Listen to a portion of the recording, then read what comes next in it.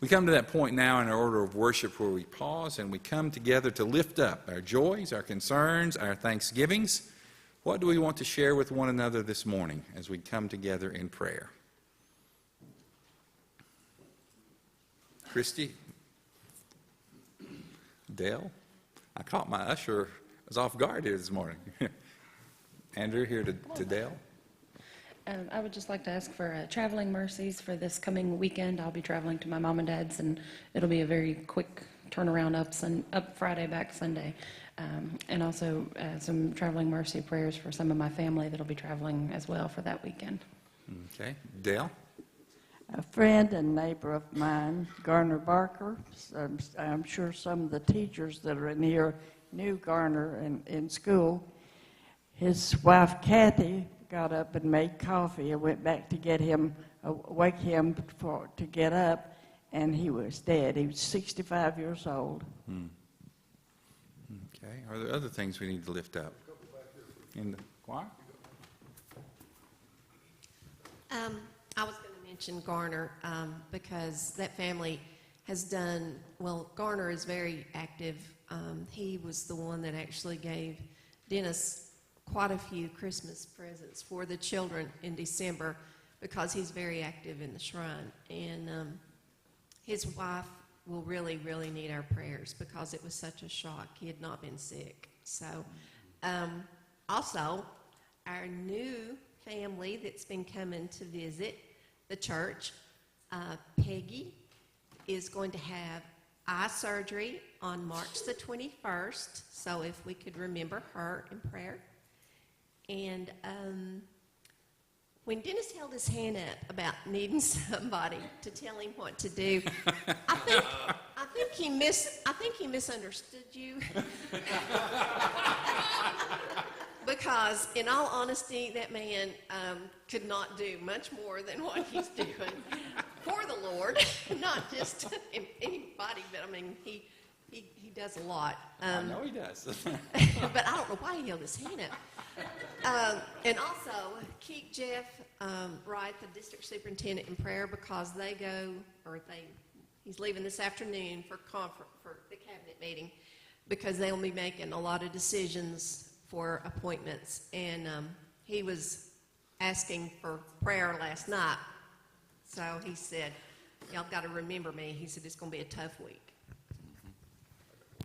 Bill?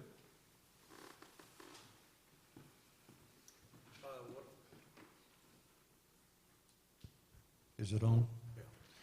Yeah.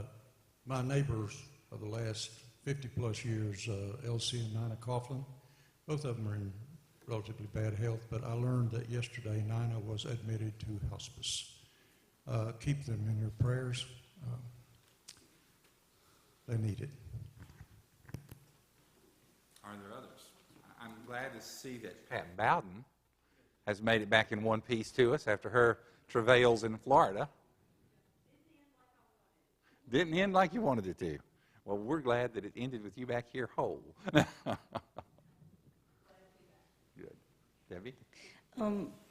Two of my basketball players, Thomas Crawford, yesterday had to be taken out in an ambulance from the basketball court. He's been having some stomach issues, and they can't seem to find what it is. So this is his third bout of having to go to the hospital with it. So if you can please pray for Thomas Crawford.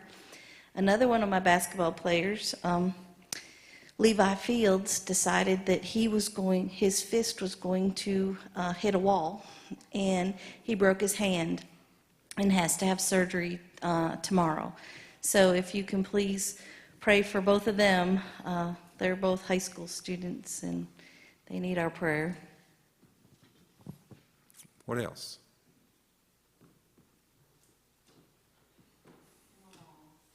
Keep Debbie's mom in your prayers, and keep mine and your mom in your prayers as well. Well, join with me now in this responsive prayer reading this morning.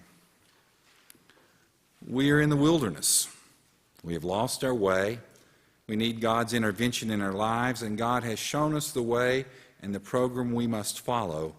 And so we pray, make us your instruments to make things right.